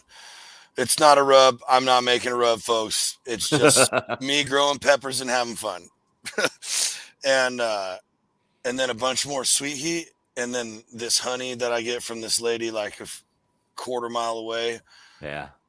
Oh my gosh, dude, those ribs were so good. I didn't even try any of the Memphis ones yet. And my wife comes walking in the room earlier. She's like, these ribs are so good. What is this? And I go, that's just the Memphis, baby. Nice. So that is nice. So And she's got a weird barbecue palate. So oh, does she? Mm-hmm. Yeah. I did I used Texas rib candy. Have you guys used that product? For my rib glaze? Get their apple cherry habanero one. Okay. So that is, I know what they are. My goodness, that really stuff is amazing. At first, I'm like thinking habanero is going to be way too hot, but yeah, it just has the. It's just a perfect. It's just a perfect subtle amount of heat on the back end. So okay, It's not one of those. Yeah. Oh my God, this is so hot. So because that's what I thought, And my wife, who doesn't really like heat at all, she even sampled it out of the bottle, and she's like, "Oh yeah, this is perfect." Cool. So Okay. yeah. So if you're looking for a good rib glaze, just a little plug for another small business, the Texas Pepper Company, I think is who they are. I think So, that's it. Yeah. Okay. Good stuff. Cool. Well, this is our longest show yet. Ever. Yeah. Well, yeah. Sorry, guys. I didn't mean to No, talk No. so much. hell no. No, don't. The show keeps getting longer because the comments over here on my side Well, of the screen over and here. that's a good problem to have. Yeah, you it know? is. It's awesome. That means you got viewers that are actually engaged. Yep. hmm Which is awesome. It's a great show. I love it. Yeah, thank you. Yeah, thank you for coming. Yeah, real quick, David, what coffee flavor should I order from Wagon? From Wagon? Yeah. So it's Wagon, WAGON coffee. Okay. And I would probably try their Sober AF. So most of their names of their coffees have to do with like recovery or something like Cool. that. And Sober AF is a very good blend of coffee. So it sounds like I would love yeah, it. and yeah, they'll ship anywhere to you. So yeah, definitely Cool. check them out if you're a coffee drinker. Very, very good coffee. All of their stuff is what do they call them? Fair trade or whatever, ethically sourced and things like that. So I mean, Well, ladies and gentlemen, thanks for sticking around. David, thank you so much for coming Appreciate on you, David. and having such a good show, man. I appreciate you guys. Thank you. It was fun. So yeah, Yes, let me sir, know absolutely. when you want to do it again. So it was fun. And thanks for bringing Willows into our life, man. Really. That's my pleasure. So yeah. And your wife for not letting you quit. Yes. Yeah. Always thank Diana for us. She still, reminds me, remember when you wanted to quit? Remember when you didn't want to send that rub into American Royal? Yeah. Good stuff. But all right. Well, I appreciate it, guys. And hey, great show. You guys keep it up. Thank you, appreciate man. it. Thank you. Really good show. So everybody, thanks. like, share, follow. Don't forget, down right here, we're on all platforms. So is Willow. They got YouTube, they got Facebook, Twitter. They're even on TikTok, man. Let's go. And then right there's the website, willowseasonings.com. Yep. Make sure you use code JohnZ2022. Save yourself 10%. Damon, you have a killer weekend. Hey, everybody come back next Sunday. It's my birthday show. It's my birthday that day. Not that we're doing anything cool, but we have Scale and Taylor on from Canada. So your that's birthday's really on cool. the 5th? Yeah. Okay. My daughter's on the 4th. So, all right. Nice. I'll make sure I watch and celebrate with you. Yeah. Nice. Perfect. All right. Thanks. Hey, ladies and gentlemen, thank you, everybody. We'll see you next time. All right. Thanks, everyone. Thank you.